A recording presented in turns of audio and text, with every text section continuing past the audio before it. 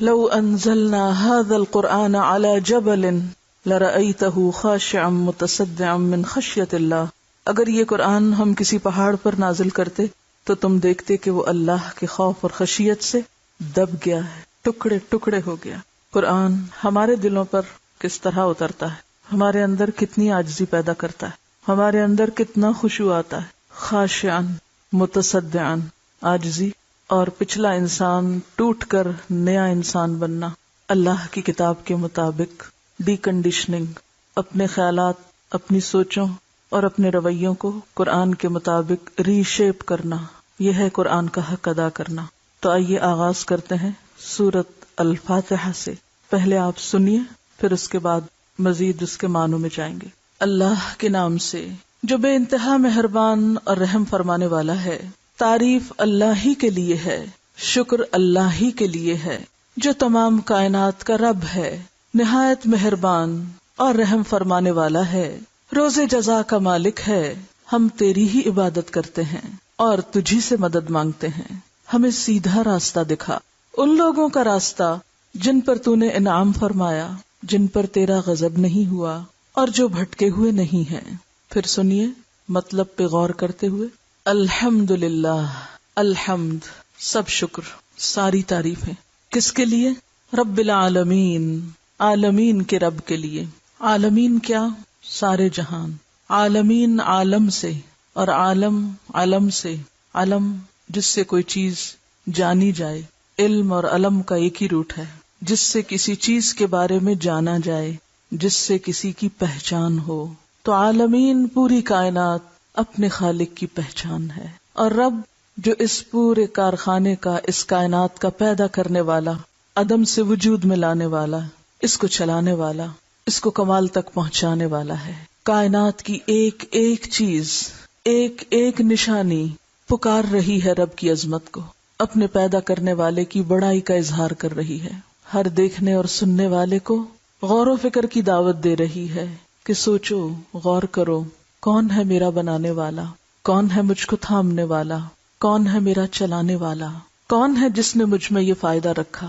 ایک ایک چیز اپنے رب، اپنے خالق، اپنے مالک، اپنے آقا کی عظمت کا اظہار کر رہی کہ بہت بڑی ہے وہ ہستی، بہت عظیم ہے وہ جس نے یہ سب کچھ بنایا.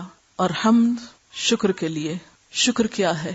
نعمتوں کا اعتراف. یہ ساری کائنات جو انسان کی خدمت میں لگی ہوئی ہے، خواہ وہ تمام چیزیں انسان کے اپنے وجود میں ہیں یا وجود سے باہر ہیں، یہ ساری کی ساری اپنے پیدا کرنے والے کے آگے جھکی ہوئی ہیں. انسان جب ان ساری نعمتوں کی طرف توجہ کرتا ہے، جب اس کے دل میں یہ احساس جاگتا ہے کہ میں دیکھ سکتا ہوں، اللہ نے مجھے آنکھ دی ہے، ایک عظیم الشان معجزہ ہے میرے پاس اللہ کا کہ میرے جسم کا ایک حصہ دیکھنے کے قابل ہے، میرے یہ کان سنتے ہیں، میرے منہ میں ایک گوشت کا ٹکڑا بولنے کے قابل ہے.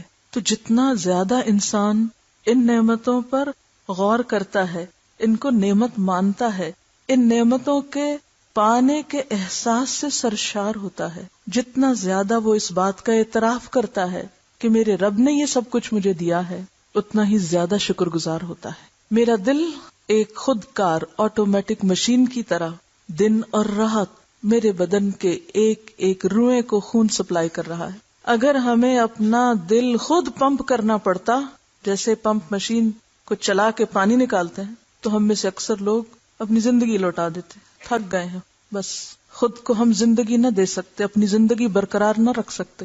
ہمارے لنگس آٹومیٹک مشین خود کام کرتے ہیں. ہم کھا رہے ہیں، ہم سو رہے ہیں، ہم جاگ رہے ہیں، ہم چل رہے ہیں، پھر رہے ہیں، بھاگ رہے ہیں، دوڑ رہے ہیں، ہنس رہے ہیں، رو رہے ہیں، ہم سانس لے رہے ہیں. اگر صرف چند سیکنڈز تک ہم سانس نہ لے سکیں تو ہم زندہ نہیں رہ سکتے. لیکن ہم نے کبھی نہیں سوچا. ہم کھانا کھا کے معدے کے سپرد کر دیتے ہیں، ہمیں نہیں معلوم کہ وہ کس طرح پروسیس ہوتا ہے، کس طرح وہ خون بنتا ہے، کس طرح ہمارے جسم کے اندر پورا خون کا نظام مختلف قسم کے نیوٹرینٹس کو کیری کر کے ہر جگہ سپلائی کرتے ہیں، اور رائٹ جگہ پر رائٹ چیز. آنکھوں کو جو چاہیے وہ آنکھوں تک پہنچاتے ہیں، دماغ کو جو چاہیے وہ وہاں تک پہنچاتے ہیں، ہڈیوں کو جو کچھ چاہیے وہ ہڈیوں تک پہنچاتے ہیں. ہم تو کھا کے فارغ ہو جاتے ہیں، ہم تو 10 منٹ کا کام کر کے بھول جاتے ہیں، اور باقی کام کون کرتا ہے؟ ہمارا ڈائجسٹو سسٹم.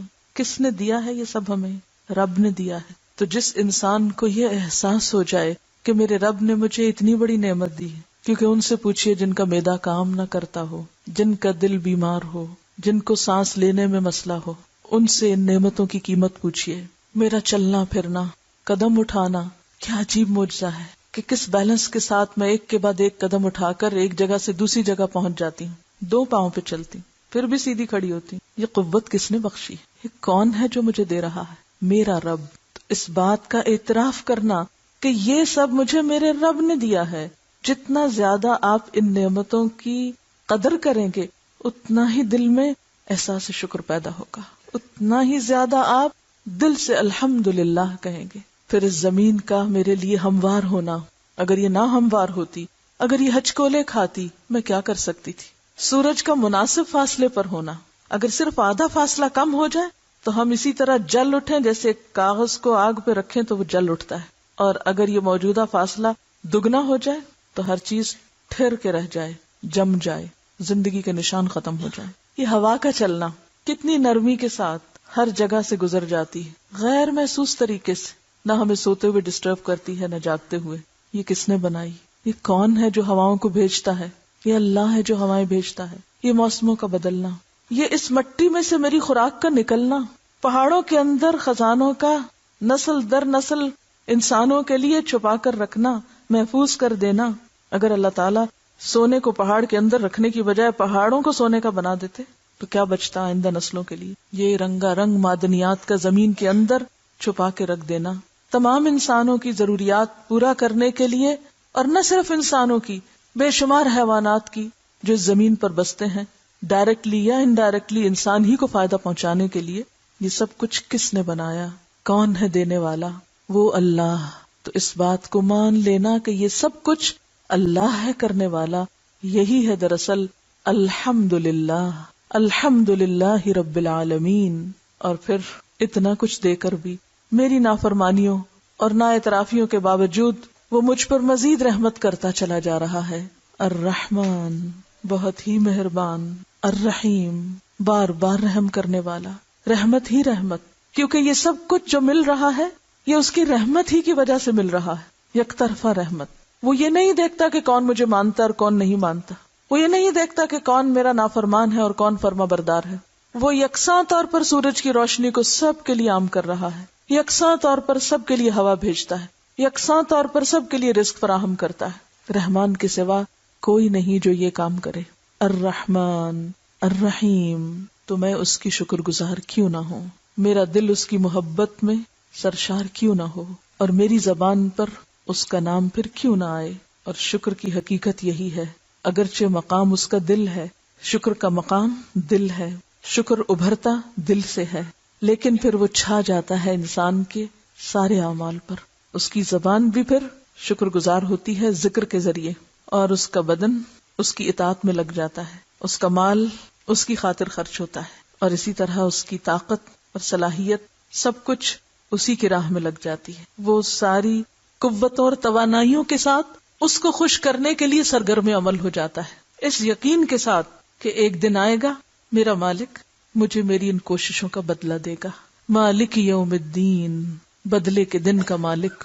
وہ صرف اس دنیا میں ہی انسانوں پر رحمت نہیں کر رہا ہے، اس دنیا میں ہی نعمتوں کو عام نہیں کر رہا، بلکہ انسان کی ان کوششوں کا بدلہ دینے والا ہے۔ اس نے انعام کا دن رکھا ہے کہ جو شکر گزار ہوں گے ان کو پھر مزید انعام دوں گا۔ دنیا میں تو رحمت عام کر ہی رہا ہوں، قیامت کے دن خصوصی رحمت سے نوازوں گا۔ الرحمن الرحیم مالک یوم الدین، اس روز ساری بادشاہت اس کے ہاتھ میں ہوگی۔ الملک یومئذ للہ، پورے انصاف کے ساتھ خود سب کا فیصلہ کرے گا۔ تو جو بندہ اپنے رب کو پہچان جائے، اس کی رحمت کا اعتراف کرے، اس کے وعدوں پر یقین رکھے، تو اس کا طرز عمل پھر کیا ہوتا ہے؟ ایاک نعبد، میں بھی پھر صرف تیرا ہی ہوں، میں بھی پھر صرف اور صرف تیرا ہوں۔ اونلی یورز، یورز اونلی، دونوں طرح سے۔ ہم یہ لفظ کس کے لیے لکھتے ہیں؟ جنہوں نے ہمارے لیے کچھ نہ کیا ہو۔ کبھی اللہ کے لیے بولا تنہائی میں، اکیلے میں، یا رب یورز اونلی، یا اونلی یورز، کوئی شریک نہیں تیرا، سب کچھ تو نے دیا، یہ دوسرے کہاں سے شریک ہو گئے تیری عبادت میں؟ تو ایاک نعبد، صرف تیری ہم عبادت کرتے ہیں، وَإِيَّاكَ نَسْتَعِينُ، اور صرف تجھ سے ہم مدد چاہتے ہیں، کیونکہ تو نے سب کچھ بنایا ہے، ہر چیز تیرے اختیار میں ہے، پوری کائنات تیرے تابع ہے، سب چیزوں کو تو کنٹرول کر رہا ہے، سب کے دل تیرے ہاتھ میں ہیں، سب انسان تیری طرف لوٹ کے جانے والے ہیں، لہٰذا میں کسی اور کی طرف کیوں دیکھوں، میں صرف تیری ہی طرف کیوں نہ دیکھوں، میں صرف تجھی سے کیوں نہ مانگوں۔ وَإِيَّاكَ نَسْتَعِينُ، صرف تجھ سے ہم مدد چاہتے ہیں، کسی اور پہ میں ڈیپینڈ نہیں کرتی، کسی اور پہ میرا بھروسہ نہیں، میرا بھروسہ، میرا توکل، میرا سب کچھ میرے رب کے پاس۔ لیکن یہ عبادت ہوتی کیا ہے؟ ایاک نعبد جب ہم کہہ دیتے ہیں تو یہ لفظ محض لفظ نہیں ہونے چاہیے، ان لفظوں کا معنی بھی معلوم ہونا چاہیے، اور اس کے پیچھے پھر جو اخلاق اور کردار مطلوب ہے وہ ہمارے اندر پیدا ہونا چاہیے۔ عبادت، عربی زبان میں عبادت کا لفظ کس سے نکلا ہے؟ عبد سے۔ عبد کہتے ہیں غلامی اور بندگی کو۔ العبادت الخضوع والتذلل، ڈکشنری میں عبادت کا کیا معنی ہے؟ الخضوع والتذلل۔ اللہ نے اپنے بندوں کو پیدا کیوں کیا؟ یہ سب کچھ بنا کے ہمیں بنایا، ہمارے لیے سب کچھ پیدا کیا، یہ سب ہمیں دیا، پھر ہمیں کیوں بنایا؟ وَمَا خَلَقْتُ الْجِنَّ وَالْإِنسَ إِلَّا لِيَعْبُدُونَ، کہ میں نے جن و انس کو اپنی عبادت کے لیے پیدا کیا ہے۔ تو گویا ہم پیدا ہی اس کام کے لیے ہوئے ہیں، یہ سب کچھ اس نے دیا ہمیں اس لیے کہ ہم اس کے بن جائیں، ہمیں عقل دی، ہمیں آنکھ دی، ہمیں کان دیے کہ اس کی نشانیاں دیکھیں، پہچانے، اس کو جانے، اس سے محبت کریں، اس پر ایمان لائیں، اس کی طرف رجوع کریں، اسی پہ بھروسہ کریں، اسی پہ توکل کریں اور اسی کے ہو کر رہ جائیں۔ تو پھر عبادت کا معنی کیا ہوا؟ لسان العرب میں آتا ہے اصل العبودیت الخضوع والتذلل، عبادت کی اصل کیا ہے؟ خضوع یعنی عاجزی اور جھکنا۔ جمہور کا کہنا ہے، جمہوریت سے میجورٹی، جمہور کا کہنا ہے کہ العبادت التذلل، العبادت التذلل، کہ عبادت جھکنے کا نام ہے، دبنے کا نام ہے، اطاعت کا نام ہے۔ ابن کثیر کہتے ہیں عبادت کے لغوی معنی پست ہونے کے ہیں، اسی لیے کہا جاتا ہے معبد راستہ اور معبد اونٹ۔ معبد راستہ نہیں وہ راستہ جس پہ چل چل کے وہ بالکل ہموار ہو چکا ہو، سیدھا ہو گیا ہو، معبد وہ اونٹ جس پہ کثرت سے سواری کی گئی اور اب وہ ٹرینڈ ہو گیا ہے۔ شریعت میں اس سے مراد ایسی کیفیت ہے جس میں انتہائی محبت کے ساتھ، اب یہ لفظ یاد رکھیے، انتہائی محبت کے ساتھ انتہائی خضوع اور خوف موجود ہو، یہ ہے عبادت۔ ایک طرف ہے انتہائی محبت، اور یہ کیسے پیدا ہوگی، کب پیدا ہوگی؟ جب ہمارے دل میں نعمتوں کا احساس اور نعمتوں کا اعتراف ہوگا۔ جب ہم کسی کی خوبی دیکھتے ہیں تو تبھی ہمیں اس سے محبت ہوتی ہے نا، جو چیز اچھی لگتی ہے اسی سے محبت ہوتی ہے نا۔ تو جب ہمیں اللہ تعالیٰ کی پہچان ہوگی، اللہ تعالیٰ سے محبت ہوگی، جب اللہ کی پہچان ہوگی جب ہی اللہ سے محبت ہوگی نا، جب تک اس کو جانے گی نہیں محبت بھی نہیں کر سکتے صحیح معنوں میں۔ تو جب محبت پیدا ہوتی ہے اور جس کے لیے محبت دل میں آ جائے اس کے آگے انسان کیا بن جاتا ہے؟ آپ کا غلام۔ محبت کرنے والے عموماً اسی قسم کے ایکسپریشن استعمال کرتے ہیں، خادم، غلام، کہ بالکل نیچرلی آتا ہے، اس کے بعد اس کا ریزلٹ ہے کہ جس چیز سے آپ متاثر ہیں، جس کو آپ اپنا محسن سمجھتے ہیں، جس کی نعمتوں کا آپ اعتراف کرتے ہیں، جس کی خوبیوں کا آپ اعتراف کرتے ہیں، اسی کے لیے حمد ہوتی ہے، جس کی خوبیوں کا اعتراف۔ حمد کیا؟ خوبیوں کا اعتراف، نعمتوں کا اعتراف، جس کی قدرتوں پہ حیران ہے آپ، دل آپ کا سرشار ہے، آپ اس کے آگے خود بخود جھک جائیں گے۔ تو انتہائی محبت کے ساتھ انتہائی عاجزی اور خوف، کیونکہ جس سے محبت ہوتی ہے اس کے بارے میں ڈر بھی لگتا ہے، کیا؟ ناراض نہ ہو، وہ نہ ناراض ہو، اور جو مرضی ہو وہ نہ ناراض ہو، میں اس کو ناراض نہیں کر سکتا۔ فلاں کا مجھ پہ بہت احسان ہے، میں اسے ناراض نہیں کر سکتا۔ میں فلاں کو بہت چاہتا ہوں، میں اسے ناراض نہیں کر سکتا۔ یہ محبت کا تقاضا ہے کہ یہ کس قسم کی محبت ہے؟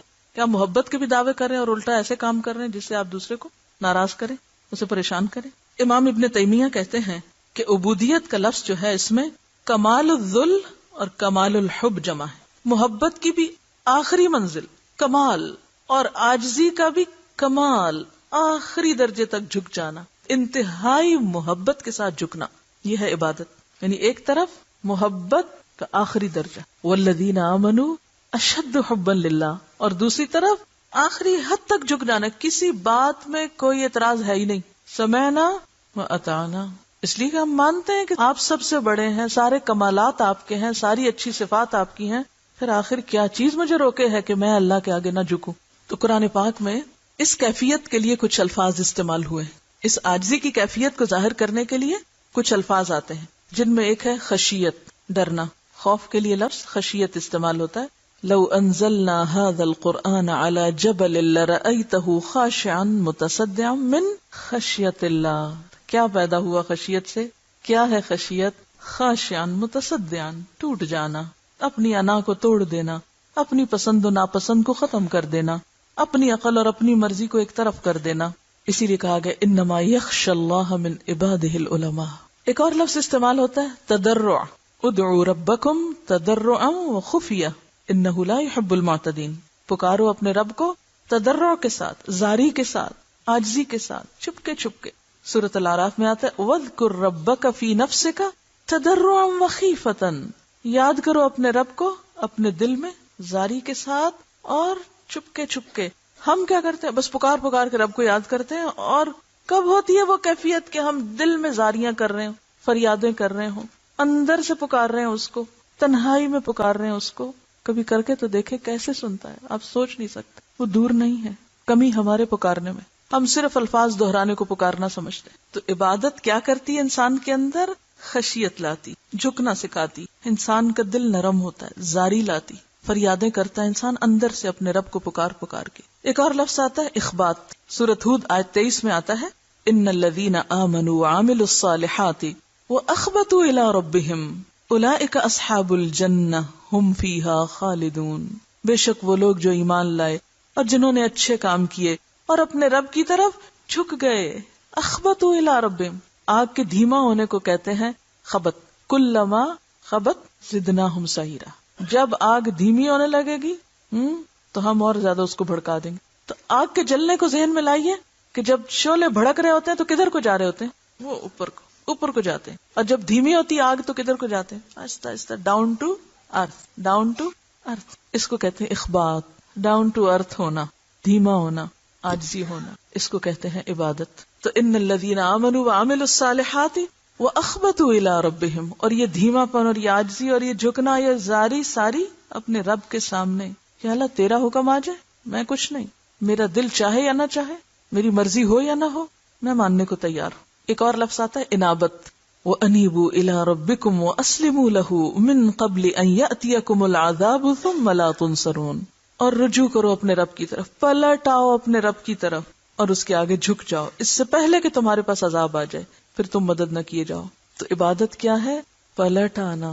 غلطی ہو گئی، بھول گئے، پھر کیا کریں؟ واپس آ جائیں اس سے پہلے کہ پکڑ ہو جائے. اور خشوع کا لفظ تو ویسے ہی آتا ہے قرآن پاک میں الذین هم فی صلاتہم خاشعون. پھر اسی طرح قنوت کا لفظ بھی آتا ہے. قنوت قوموا للہ قانتین.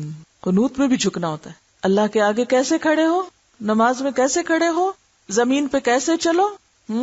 وعباد الرحمن الذین یمشون علی الارض ہونا ہونا.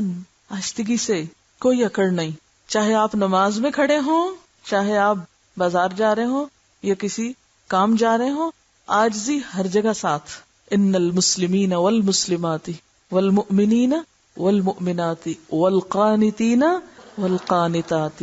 اسوہ حسنہ میں ہم دیکھتے ہیں کہ رسول اللہ صلی اللہ علیہ وسلم کس طرح اپنے معاملات میں تواضع سے کام لیتے تھے.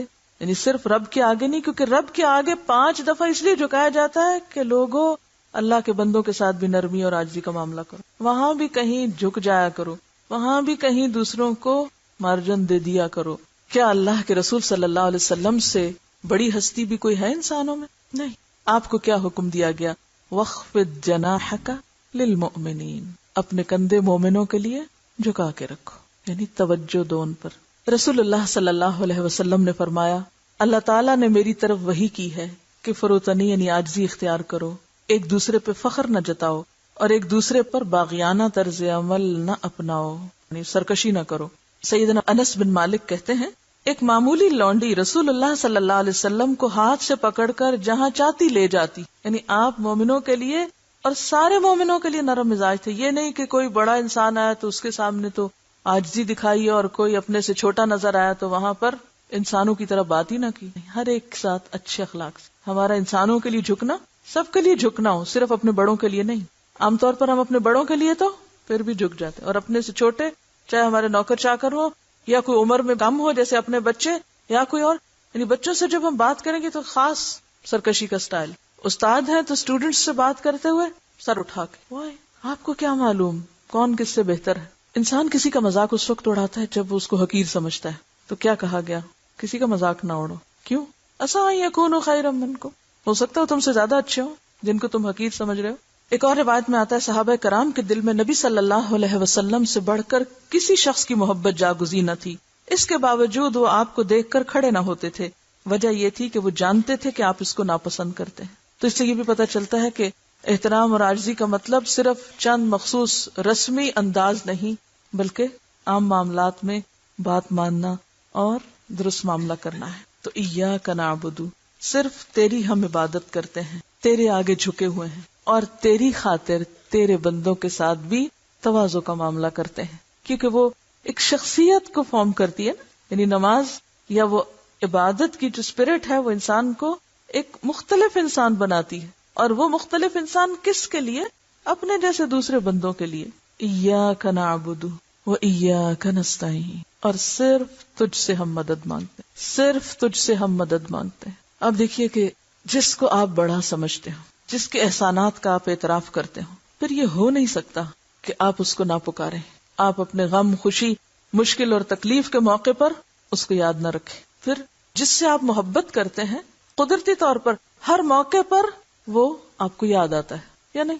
عبادت میں عاجزی بھی آ گئی، محبت بھی آ گئی.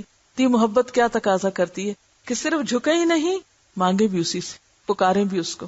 کیونکہ محبت کا مقام بھی دل ہے نا، جیسے شکر کا مقام دل ہے. تو جب دل میں محبت کسی کی آتی ہے تو انسان اس کو ہر موقع پہ یاد کرتا ہے. عربی کا ایک شاعر ہے، وہ کہتا ہے اپنی محبوبہ کو، وَقَدْ ذَكَرْتُكِ وَالْخَطِّيُّ يَخْطُرُ بَيْنَنَا، کہ میں نے تمہیں یاد کیا جبکہ ہمارے درمیان نیزہ بازی ہو رہی تھی. یعنی میدان جنگ میں نیزے چل رہے تھے، اتنا مشکل وقت تھا اور میں تمہیں یاد کر رہا تھا. تو ایک بندہ مومن جو اشد حبا للہ ہوتا ہے وہ کیا کرتا ہے؟ وہ اللہ کو یاد کرتا ہے. صرف مسجد میں نہیں، صرف عبادت کے موقع پر نہیں، صرف حج میں نہیں، صرف رمضان میں نہیں، کب؟ ہر موقع پہ. وقد ذکرتکی کی بجائے وقد ذکرتکا والخطی یخطر بیننا. کوئی جنگ ہو یا امن ہو، سکون کی حالت ہو یا پریشانی کی حالت ہو، دھیان اسی کی طرف لگا رہے. بات یہ کہ جب ہم عاجزی اختیار کرتے ہیں تو ہمیں یہ احساس ہوتا ہے ہم بہت کمزور ہیں، ہم انڈسپینسیبل نہیں ہیں، ہم کمزور ہیں. اور کمزور کو تو مدد چاہیے ہوتی ہے یا نہیں؟ چاہیے ہوتی ہے. سرکش اور متکبر کیا سمجھتا ہے؟ مجھے کسی کی پرواہ نہیں، مجھے کسی کی ضرورت نہیں، میں نہیں مانگ سکتا کسی سے. لیکن ایک عاجز اور مسکین ہر موقع پہ پکارتا ہے اپنے رب کو. یعنی اگر آپ واقعی عبادت گزار ہیں تو یہ ہو نہیں سکتا کہ آپ ہر موقع پہ اپنے رب کو یاد نہ کرتے اور یاد کر کے اس سے دعا نہ کرتے. انسان کے اندر پانے کی ہرس رکھتی گئی ہے کہ اور ملے اور ملے، اور ہر جگہ خیر اور بھلائی ہی ملے. لہذا دعا کو عبادت کا نچوڑ بتایا گیا. اور عبادت میں پسندیدہ ترین عبادت کیا ہے؟ دعا. یعنی اس پکارنے کو بھی عبادت قرار دے دیا گیا. اب آپ دیکھیں نا، پہلے حصے میں ایاک نعبد آ رہا ہے اور دوسرے حصے میں ایاک نعبد کے بعد اسی کا ایک طرح سے مزید ری انفورسمنٹ ہے وہ ایاک نستعین. کیونکہ مدد مانگنا بھی، دعا کرنا بھی تو عبادت ہے، اور عبادت کی اعلیٰ ترین شکل جس کے لیے کوئی مخصوص دن، مہینہ، وقت مقرر نہیں. نماز کے لیے وقت مقرر ہے، روزے کے لیے مہینہ مقرر ہے، حج کے لیے دن مقرر ہے، زکوٰۃ کے لیے سال کا نصاب مقرر ہے اور سال کا ایک مخصوص وقت مقرر ہے. لیکن دعا کے لیے کوئی وقت مقرر نہیں. جب چاہیں، جیسے چاہیں، جتنا چاہیں اپنے رب کو پکارتے جائیں. آپ کسی سے ملاقات کرتے ہیں، کیا کہتے ہیں؟ السلام علیکم. کیا کر رہے ہوتے ہیں؟ دعا کر رہے ہوتے ہیں، اپنے لیے نہیں، دوسرے کے لیے. سلام کیا ہے؟ دوسرے کے لیے دعا کرنا. اس وقت بھی اپنے رب کو پکار رہے ہوتے ہیں آپ. آپ کھانا کھاتے ہیں، پیورلی دنیا کا کام، آپ کیا کرتے ہیں؟ اللہ کی مدد مانگتے ہیں. کھانے کے بعد الحمدللہ کہتے ہیں، یہ بھی دعا ہے. کیونکہ الحمدللہ کیا ہے؟ یہ بھی ایک طرح سے دعا ہی ہے کہ اللہ کا شکر ادا کرنا کیا کرتا ہے دراصل؟ لئن شکرتم لازیدنکم. یعنی ایک آپ ڈائریکٹ مانگتے ہیں اور ایک آپ الحمدللہ کہہ کر اپنی نعمتوں میں اور اضافہ کرتے ہیں. یہ بھی مانگنا ہے.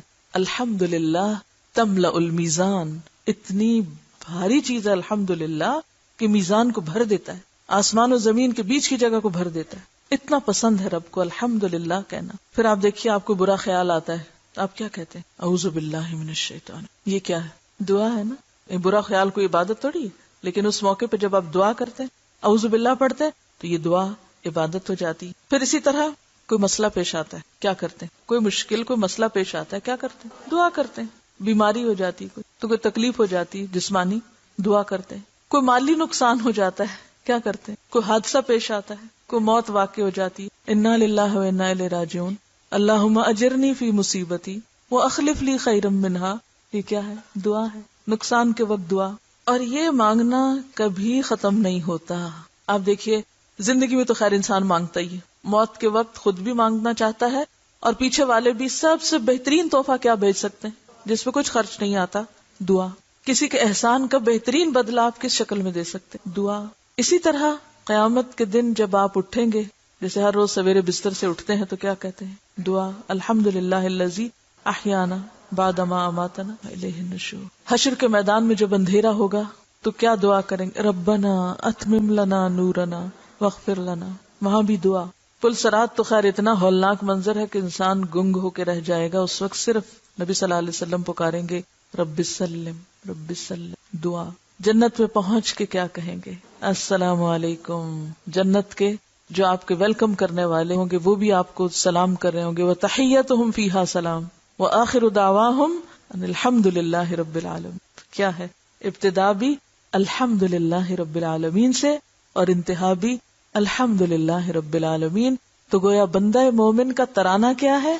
الحمد للہ، جو بہترین دعا ہے، ایاک نعبد و ایاک نستعین، ایاک نعبد و ایاک نستعین۔ اور آپ دیکھیے یہ جتنی بھی عبادتیں ہم کرتے ہیں یہ بھی دراصل شکر گزاری کے لیے ہوتے ہیں۔ نبی صلی اللہ علیہ وسلم جب طویل تہجد کی نماز پڑھتے تھے، پاؤں سوج جاتے تھے، تو آپ سے کہا گیا کہ آپ کو تو ضرورت ہی نہیں ہے اس چیز کی، آپ کے تو اگلے پچھلے گناہ معاف کر دی گئے۔ تو آپ نے کیا فرمایا تھا؟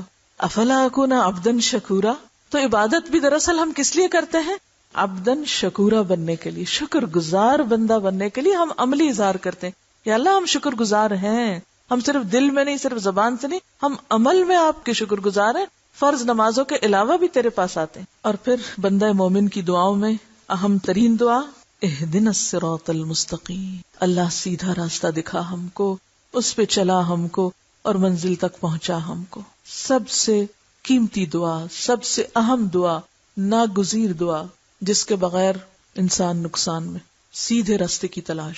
اور یہ سیدھا راستہ کیا ہے؟ دین اسلام، جس پر عملی طور پہ کون چلا تھا؟ صحابہ کرام۔ صراط الذین انعمت علیہم غیر المغضوب علیہم ولا الضالین۔ اللہ ان لوگوں کا راستہ جن پر تو نے انعام فرمایا۔ کون ہیں وہ؟ من النبیین، جو دین لائے، والصدیقین، جنہوں نے تصدیق کی، والشہداء، جنہوں نے گواہی دی، والصالحین، جنہوں نے اس پر عمل کیا۔ ان میں سے بہترین مثال صحابہ کرام کی مثال، جنہوں نے تصدیق بھی کی اور جنہوں نے اس صداقت کی گواہی میں اپنی جانیں تک پیش کی، کچھ بھی بچا کے نہ رکھا، سب کچھ دے ڈالا۔ اور دے کے بھی حق تو یہ کہ حق ادا نہ ہوا، کیونکہ جان دی ہوئی اسی کی تھی۔ اگر ہم جان بھی دے دیتے ہیں اللہ کے راستے میں جو سب سے پیاری چیز ہے، تو بھی کیا کر رہے ہیں احسان؟ کچھ بھی نہیں، یہ تو اسی کی دی ہوئی ہے، واپس لوٹائی، کیا کمال کیا۔ کوئی ناراض نہیں، کوئی شکوہ نہیں، اللہ تیرا دیا ہوا تھا، تو نے لے لیا، سارے غم ختم ہو جاتے۔ تو ہمیں ان لوگوں کا راستہ دکھا جن پر تیرا انعام ہوا۔ اس کے لیے صحابہ کرام کی زندگی کو جاننا، سمجھنا، پڑھنا بے حد ضروری ہے، کیونکہ جب انبیاء کی بات ہوتی ہے تو ہم کہتے ہیں وہ تو نبی تھے، ان پہ تو وحی آتی تھی، وہ تو جبریل سے ملاقات کرتے تھے، ان کے پاس تو کتاب آئی تھی، وہ تو اللہ تعالیٰ سے براہ راست ہم کلام ہوئے تھے، وہ تو معراج پر گئے تھے، وہ تو سدرۃ المنتہا کے پاس گئے تھے۔ ہم تو بڑے ہی گناہگار بندے، ہم تو عام انسان ہیں، ہم کیا کر سکتے ہیں؟ تو عام انسانوں کو پھر دیکھنا چاہیے کہ ان جیسے عام انسانوں نے کیا کیا کمالات کیے۔ صحابہ کرام جو ہم جیسے انسان تھے، جنہوں نے حق کی گواہی اپنی زبان، اپنے عمل اور اپنے تمام کردار سے دی۔ تو یا اللہ ہمیں بھی ان جیسا بنا دے، کیونکہ اللہ تعالیٰ نے بھی معیار یہی رکھا ہے، فَإِنْ آمَنُوا بِمِثْلِ مَا آمَنْتُمْ بِهِ فَقَدْ اهْتَدَوْا۔ اگر یہ باقی لوگ بھی ایسا ایمان لائیں جیسا تم ایمان لائے ہو تو ہدایت یافتہ ہیں۔ لیکن عام لوگوں کے خیال میں جو کچھ وہ کرتے تھے وہ آج ہمیں بے وقوفی لگتا ہے۔ اسی لیے وَإِذَا قِيلَ لَهُمْ آمِنُوا كَمَا آمَنَ النَّاسِ، جب ان سے کہا جاتا ہے ایسے ایمان لاؤ جیسے الناس ایمان لائے، یعنی صحابہ کرام، قالوا انؤمن کما آمن السفہاء، ہم ایسا ایمان لائے جیسے یہ بے وقوف لوگ لائے ہیں ایمان. اپنے گھر بھی لٹا دیے، مال بھی لٹا دیا، اپنا وقت، اپنی بکریاں، اپنے کاروبار سب کچھ چھوڑ بیٹھے. صراط الذین انعمت علیہم، ان لوگوں کا راستہ جن پر تو نے انعام کیا. انعام کس کو اچھا لگتا ہے؟ انعام کوئی ہے جس کو انعام اچھا نہ لگے؟ انعام، پرائزز، پرائز ونر، ایوارڈ، کتنا فخر کرتے ہیں. تو ایک ایوارڈ اور ایک پرائز اور ایک انعام تو آپ کو دنیا میں ملتا ہے جو آپ کے مرنے کے ساتھ بے وقت بے قیمت ہو جاتا ہے، اور ایک وہ ہے جو اللہ رب العزت کی طرف سے ملتا ہے. تو جن کے حق میں اللہ فیصلہ کر دے، رضی اللہ عنہم ورضوا عنہ، اللہ ان سے راضی ہو گیا، یہ سب سے بڑا انعام. ایسی کوشش، ایسی جد و جہد جس کے نتیجے میں اللہ راضی ہو جائے، اس چیز کے لیے یکسو ہو جانا کہ میرے کسی بھی کام اور کوشش کا مقصد لوگوں کی رضامندی نہیں کہ یہ خوش ہو جائے مجھ سے، وہ راضی ہو جائے، وہ نہ ناراض ہو جائے، وہ نہ مجھے کچھ کہہ دے. لوگوں کا ڈر نہیں، لوگوں کی رضامندی نہیں، اللہ کی رضا. اور اللہ کی رضا میں اگر کوئی ناراض ہو بھی جائے اور انسان صبر کر لے تو ایک وقت آتا ہے اللہ اس کو بھی راضی کر دے. اور اگر بندوں کو راضی کرنے میں رب کو ناراض کر دے تو بڑے گھاٹے کا سودا ہے. غیر المغضوب علیہم، ان کا نہیں جن پہ غضب ہوا. غیر المغضوب علیہم، صحابہ کرام کا راستہ تو چاہیے، مغضوب علیہم کا نہیں چاہیے. اللہ کا غضب کس پر ہوتا ہے؟ اس پر ہوتا ہے جس کے پاس علم ہو پھر وہ عمل نہ کرے، جو کتاب والا ہو، اہل کتاب ہو، پڑھا لکھا ہو، سب جانتا ہو، لیکن اس کا عمل اس کے مطابق نہ ہو. ایسے لوگ انعام یافتہ نہیں ہوتے، ایسے لوگ مغضوب علیہم ہوتے ہیں. تو یاد رکھیے اگر قرآن پڑھ کر بھی رحمتیں نہیں آ رہی تو کہیں ایسا تو نہیں کہ کچھ قصور کر رہے ہیں ہم. تو جو جان بوجھ کے انجان بنے، جو سمجھ کر بھی نہ سمجھ بنے، اس پہ اللہ کا غضب ہوتا ہے. اور اس کی مثال تاریخ میں موجود ہے جن قوموں پر اللہ کا غضب ہوا. قوم نوح سے لے لیجئے، قوم نوح، قوم عاد، قوم سمود، قوم لوط، فرعون اور اس کے اہلکار، اہل کتاب بنی اسرائیل، ان سب کے اوپر کیوں غضب ہوا؟ پچھلی قومیں اللہ کے غضب سے تباہ ہوئی نا، کیوں غضب ہوا ان پر؟ تو غضب اس پر ہوتا ہے جس کے پاس پیغمبر آئے، جس کے پاس کتاب آئے، جس کو ہدایت کا راستہ بتا دیا جائے اور وہ سب جان بوجھ کے پھر کچھ نہ کرے، عمل نہ کرے. یہ جتنی بھی قومیں قرآن پاک میں جن کا ذکر آتا ہے ان پہ تباہی آئی، اللہ کا عذاب آیا، ان کا قصور کیا تھا؟ کیا وہ جانتے نہ تھے؟ ما کننا معذبین حتی نبعث رسولا، ہم عذاب نہیں دیتے کسی کو جب تک رسول نہ بھیج دیں، لیکن جب رسول آ جاتا ہے پھر نہ لوگ مانے پھر پکڑ آتی. ولضالین، ہمیں بھٹکنے والوں کا راستہ بھی نہیں چاہیے، ہمیں نہیں بھٹکنا. اور بھٹکنے والے کون ہوتے ہیں؟ جاہل، جن کے پاس علم نہ ہو اور کوئی انہیں بتایا کہ ہم نہیں مانتے، اپنے پاس ہی رکھو. دال کون ہوتا ہے؟ گم راہ. راستہ کون گم کرتا ہے؟ آپ کب بھٹکتے ہیں؟ کسی کے گھر جا رہے ہیں کب بھٹکتے ہیں؟ جب صحیح پتہ نہیں ہوتا کہ کدھر کو جانا ہے کدھر کو مڑنا ہے، ڈائریکشنز لے کے نہیں چلتے. ہم میں سے اکثر لوگوں کا حال یہ کہ یہاں ڈائریکشن لے کے نہیں چلتے گھر سے. ہم کہتے ہیں وہ پوچھ لیں گے کسی سے. عام زندگی میں ہم یہی کرتے ہیں، دین کے معاملے میں بھی ہم کہتے ہیں ہم پتہ ہے سب کچھ. یہ کہنا کہ مجھے سب پتہ ہے، یہ کس چیز کی علامت ہے؟ جاہل ہونے کی. جو یہ کہے کہ میں سب جانتا ہوں وہ سب سے زیادہ لا علم ہے، یہ جہالت کی علامت. کیونکہ علم والے تو جتنا علم آتا جاتا ہے اتنا ہی ان پہ لا علمی کھلتی جاتی ہے کہ ہم کیا جانتے ہیں. وہ اپنی لا علمی کا اعتراف کرتے جاتے ہیں، اور لا علمی کا اعتراف کرنے والے علم حاصل کر پاتے ہیں. جو لا علمی کا اعتراف نہ کرے وہ آگے نہیں سیکھ سکتا. جو اپنے آپ کو عالم سمجھ لے وہ آگے نہیں بڑھ سکتا. اسی لیے ہمیں کیا کہا گیا؟ ہمیشہ طالب علم رہو، مہد سے لحد تک طالب علم رہو. تو دال بھٹکنے والے وہ ہوتے ہیں جو جہالت کی بنا پر انکار کرتے ہیں، یعنی پتہ نہیں اور مانتے بھی نہیں. تو یا اللہ نہ تو ہمیں ویسا بنا کہ جنہیں پتا ہے اور نہیں مانتے، اور نہ ایسا بنا کہ جنہیں پتا ہی نہیں اور پھر نہیں مانتے. اب ان باتوں کو ذہن میں رکھ کے دوبارہ غور سے تلاوت سنیے.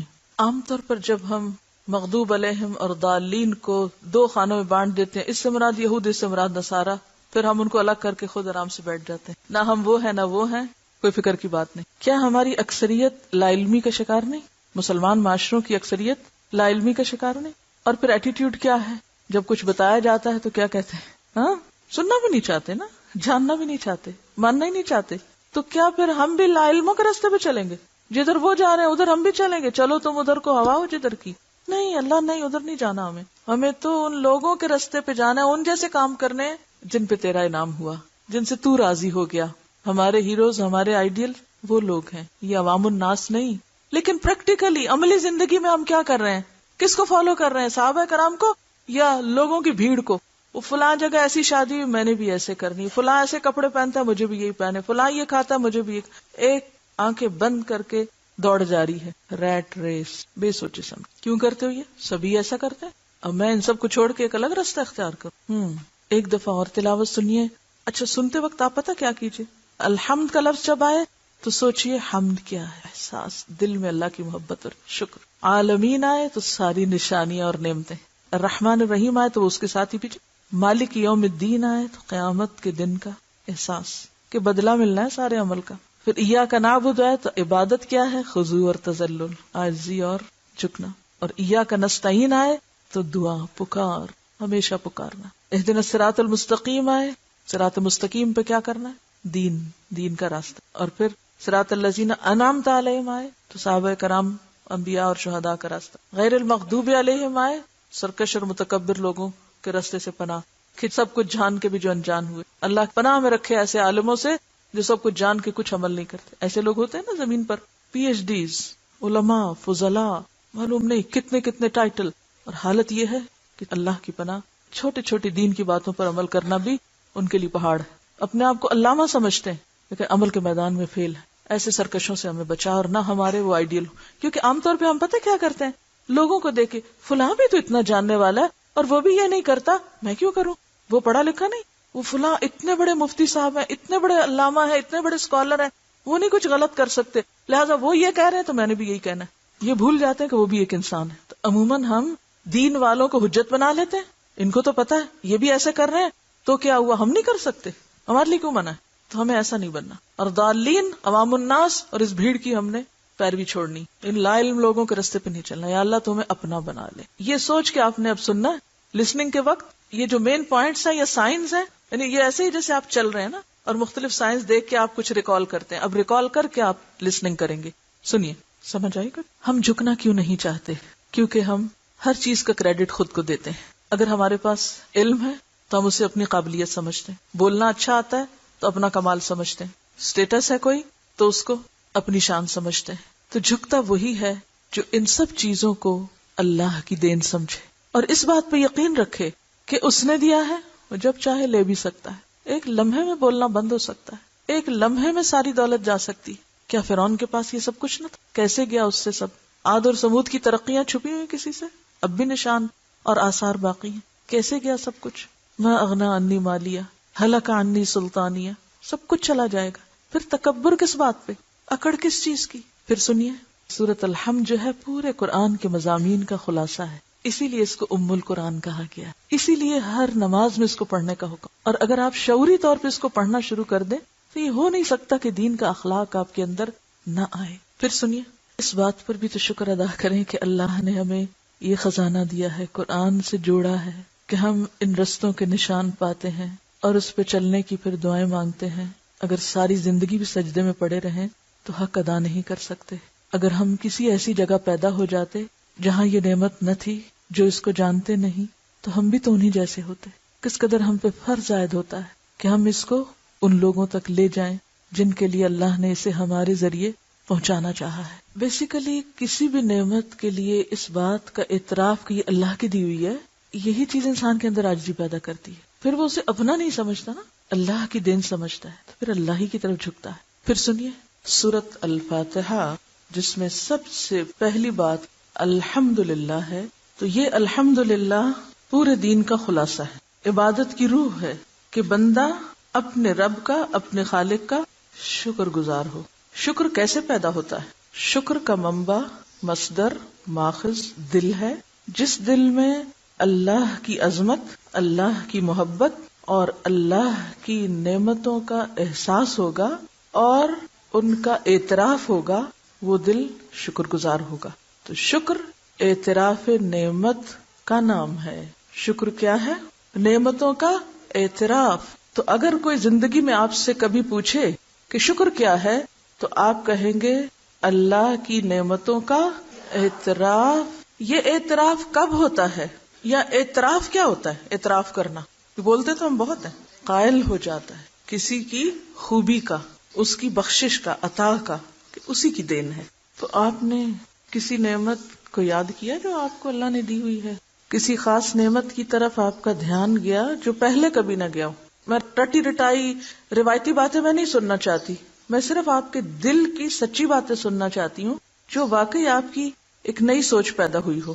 اب جو گفتگو ہم کر رہے ہیں آپ کو میں علم دینے کے ساتھ سوچنے اور سوچنے کے ساتھ بولنے کا طریقہ بھی سکھا رہی ہوں، اور چیزوں میں سے نچوڑ نکالنے کا، شکر، نعمتوں کا اعتراف، شکر، دین کا خلاصہ، شکر، بندوں سے مطلوب، ہم سے مطلوب ہے اللہ کو. عبادت کا کیا معنی ہے؟ یعنی وہ شکر جو دل سے نکلتا ہے تو عملی طور پر عبادت میں اس کا اظہار ہوتا ہے. اور لفظی معنی عبادت کا کیا ہے؟ الخضوع والتذلل. 2 لفظ یاد کر لیجئے، کوئی مشکل نہیں، کیونکہ عربی لفظ جو ہے یا عربی زبان جو ہے وہ جامع زبان ہے. تذلل ہوتا ہے جھک جانا، اطاعت کرنا، مان جانا، عاجزی اختیار کرنا.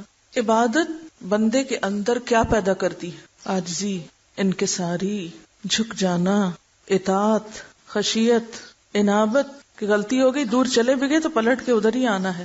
زاری، اخبات، جھکاؤ، دھیما پن، نرمی، قنوت، مسلسل اطاعت.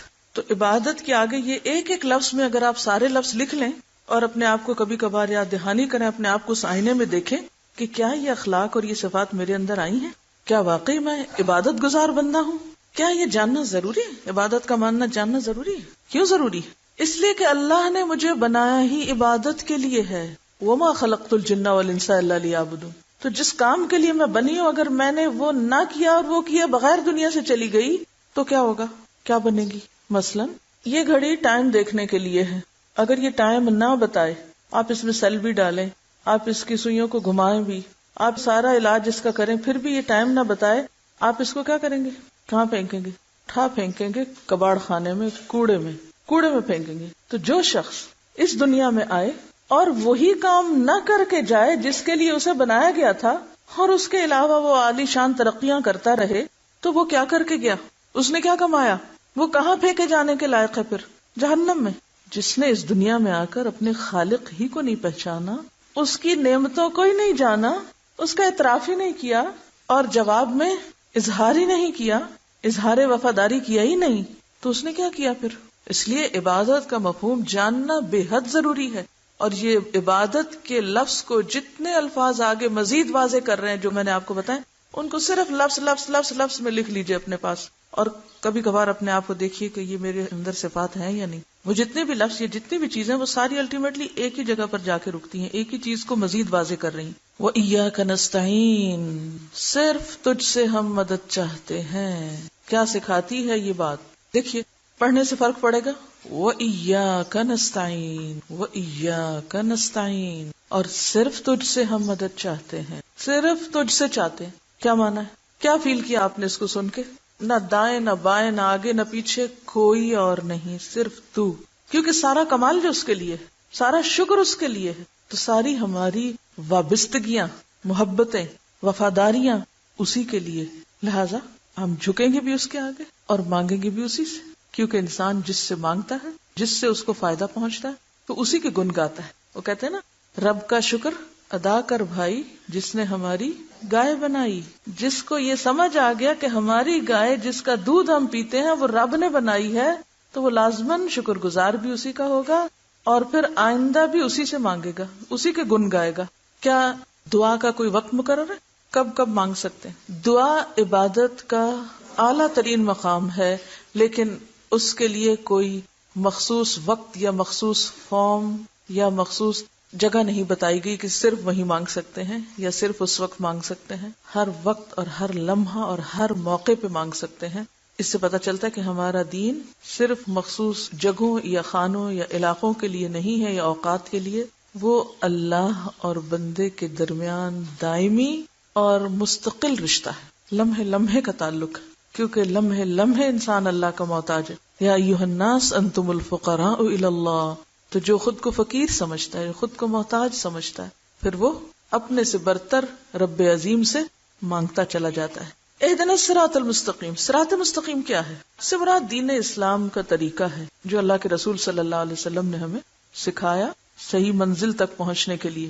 کیونکہ اس کی ڈیفینیشن آگے آ رہی، صراط الذین انعمت علیہم، ان لوگوں کا طریقہ زندگی یا لائف سٹائل جن پر تیرا انعام ہوا. مغضوب علیہم کون ہے؟ جن پہ اللہ کا غضب ٹوٹا. کیوں ٹوٹا؟ کہ انہوں نے جان بوجھ کر پھر اللہ کی نافرمانی کی، اور اس سے مراد وہ ساری قومیں ہیں جن پر دنیا میں عذاب آیا، غضب ٹوٹ پڑا، آ گیا غضب۔ وَلَضَّالِّينَ، ضال کون ہوتا ہے؟ راہ گم کیے ہوئے، گمراہ نہیں کہیں، کیوں؟ جب ہم گمراہ کہہ دیتے ہیں تو پھر کیا ہوتا ہے؟ جب ہم روایتی لفظ بولتے جاتے ہیں نا، پھر وہ لفظ اپنی روح کھو دیتے ہیں، اپنا مفہوم کھو دیتے ہیں، پھر ہم ان کو سوچ کے نہیں بولتے۔ اگر میں کہوں گی گمراہ تو آپ کسی ایسے بھٹکے ہوئے انسان کو ذہن میں لا کے کہ فلاں گمراہ، جب میں کہوں گی راہ گم کیے ہوئے تو فرق ہو جائے گا نا، بات وہی ہے لیکن احساسات فرق ہو جائیں گے۔ یعنی آپ دیکھیں، میں بولتی ہوں محسوس کیجئے اس وقت صرف گمراہ، راہ گم کیے ہوئے، دونوں میں کیا فرق؟ میں نے بولا گمراہ، فلاں گمراہ ہے، فلاں راستہ کھو چکا ہے، جی لیونگ کیریکٹر لگتا ہے، فلاں گمراہ ہے اور فلاں راہ گم کر چکا ہے، فلاں راستہ نہیں پا رہا۔ راستہ ہے نا دین کا، علم دینا چاہتے ہیں آپ، اس کو لینا ہی نہیں چاہتا، کوئی ڈائریکشن نہیں ہے اس کے پاس، کوئی طریقہ نہیں ہے اس کی زندگی میں، اور آپ دینا بھی چاہیں اور لینا نہیں چاہتا۔ تو اس سے مراد پھر کون لوگ ہیں؟ راہ گم کیے ہوئے کون ہیں؟ عوام الناس، امیون، ومنہم امیون لا یعلمون الکتاب، پتہ ہی نہیں کرنا کیا ہے، جانا کدھر ہے، کیوں آئے ہیں دنیا میں۔ ایسے سارے لوگ جو مقصد زندگی سے لا علم ہیں، نابلد ہیں۔ تو ہم ہر روز کیا دعا مانگتے ہیں کہ اللہ ہمیں ماسز والا، میجورٹی والا، اور جس پر اکثریت ہے وہ رانی چاہیے، وہ چاہیے جو انبیاء، شہداء، صدیقین اور صالحین کا راستہ ہے، وہ چاہیے۔ تو اس طرح آپ کا رشتہ اور تعلق کن سے جا جڑتا ہے؟ انہی سے جا جڑتا ہے۔ پھر آپ اسی کی دعا مانگتے ہیں، الحقنی بالصالحین، آپ ان کی محبت میں روتے ہیں، آپ ان کے نقش قدم کو فالو کرتے ہیں، آپ ان کو اپریشیٹ کرتے ہیں، آپ ان کی خدمات کا بھی اعتراف کرتے ہیں۔ تو گویا ہمارا دین ایک طرف ہمیں اللہ کی نعمتوں کا اعتراف سکھاتا ہے، اور دوسری طرف ہمیں بندوں کی خیر و بھلائی اور ان کے اچھے کاموں کا اعتراف بھی سکھاتا ہے۔ لیکن بخیل کبھی اعتراف نہیں کرتا، جس کا دل چھوٹا ہے نہ وہ اللہ کی نعمتوں کو اپریشیٹ کر سکتا ہے اور نہ وہ کسی اچھا کام کرنے والے کو اپریشیٹ کر سکتا ہے، بخل ہے نا اس کے دل کے اندر۔ تو اس طرح آپ دیکھیے کہ ایک بندہ مومن کی تصویر کیا بنتی ہے، وہ جس کا تعلق آسمان و زمین کے مالک سے، وہ جو آسمان و زمین کا مالک ہے، ایک طرف اس کا تعلق اس سے جا جڑتا ہے اور دوسری طرف وہ بندوں کے بیچ میں رہتے ہوئے ان بندوں کی اچھائیوں کا معترف ہے جو اللہ کے راستے پہ چلتے ہیں، ان کو اپریشیٹ کرتا ہے۔ وہ خدا کی معرفت بھی رکھتا ہے، وہ انسان دوست بھی ہے۔ یہی دو صفات انسان کو کیا بناتی ہیں؟ معتدل انسان بناتی ہیں۔ معتدل، ایسی ہی چیز انسان کی زندگی میں اعتدال لاتی ہے۔ واضح؟ تو آپ معتدل انسان کب بن سکتے ہیں؟ جب ایک طرف آپ کا تعلق اللہ تعالیٰ سے بھی درست بنیادوں پر استوار ہو، اور دوسری طرف بندوں کے ساتھ بھی آپ حسد اور بغض اور تنگ دلی کا مظاہرہ کرنے والے نہ ہوں۔ مجھے اس طرح محسوس ہو رہا تھا، یعنی صراط المستقیم کو میں اس طرح ویژولائز کر رہی تھی کہ جیسے میں ایک سڑک پہ جا رہی ہوں، اس کے آگے آگے انبیاء، صحابہ کرام، تابعین، تبع تابعین، اور پھر امت کے ایسے لوگ جا رہے ہیں، اور میں بھی اسٹرگل کر رہی ہوں کہ مجھے بھی اسی سڑک پہ جانا ہے جس پہ وہ جا رہے ہیں۔ وہ آگے جا رہے ہیں، مجھے ان کے پیچھے جانا ہے کیونکہ وہ صحیح راستے پہ جائیں۔ مجھے آنکھیں بند کر کے نہیں چلنا، مجھے ادھر بھی نہیں جانا، مجھے ادھر بھی نہیں جانا، مجھے نہیں دیکھنا کہ دنیا کی میجورٹی کدھر جا رہی ہے یا فلاں کدھر جا رہا اور فلاں کدھر جا رہا، مجھے کسی سے کوئی غرض نہیں کون کدھر جا رہا، میری توجہ ساری کی ساری کدھر ہے؟ وہ جدھر وہ جا رہے ہیں انہی کے نقش قدم پر مجھے چلنا ہے، اسٹریٹ، سیدھے۔ وہ آگے ہیں، ہم پیچھے ہیں، ہم انہی کے فالوورز۔ کبھی حیرت نہیں ہوتی آپ کو یہ پڑھ کے کہ اللہ تعالیٰ نے صراط مستقیم کو ڈیفائن کیسے کیا ہے؟ یعنی پہلے کہا کہ مانگو صراط مستقیم، پھر اس کو ڈیفائن کیسے کیا؟ پریکٹیکلی ڈیفائن، یعنی پریکٹیکل ڈیمونسٹریشن کے ساتھ، کہ کوئی یہ نہ کہ مجھے تو پتہ ہی نہیں تھا میں نے کیا کرنا ہے۔ صرف یہ نہیں کہا کہ قرآن اور سنت کا علم کافی ہے، ان ہستیوں کے بارے میں جاننا بھی ضروری ہے جنہوں نے واقعی اللہ کے رسول صلی اللہ علیہ وسلم کی زیر نگرانی قرآن و سنت پر عمل کر کے دکھایا۔ واضح سمجھ آ گئی؟ اب کچھ اور شخصیتیں بھی دنیا میں بستی ہیں، اب اس آئینے میں دیکھنا ہے خود کو، ہم کدھر جا رہے ہیں۔ ٹھیک ہے، اس میں سب سے پہلے آپ دیکھیے کہ یہاں پر سورۃ البقرہ کی ابتدا میں متقین کے گروہ کا ذکر ہوا۔ یہ متقین اصل میں وہی لوگ ہیں جو انعمت علیہم ہیں۔ یہاں اب آپ دیکھیے کہ ان لوگوں کی کچھ عملی صفات بتا دی گئی کہ وہ کیا کیا کرتے ہیں۔ صراط مستقیم کو مزید عملی طریقوں سے واضح کیا جا رہا ہے، اور صرف ظاہری شیپ کے اعتبار سے نہیں بلکہ تقوی دل کی کیفیت کے ساتھ اس کو جوڑا گیا ہے. تو پہلا گروہ متقین کا ہے. متقین کون؟ تقوی والے. تقوی کا تعلق کس سے ہے؟ دل سے. دوسرا گروہ کفار کا بتایا گیا. کفر کا تعلق بھی کس سے ہے؟ دل سے.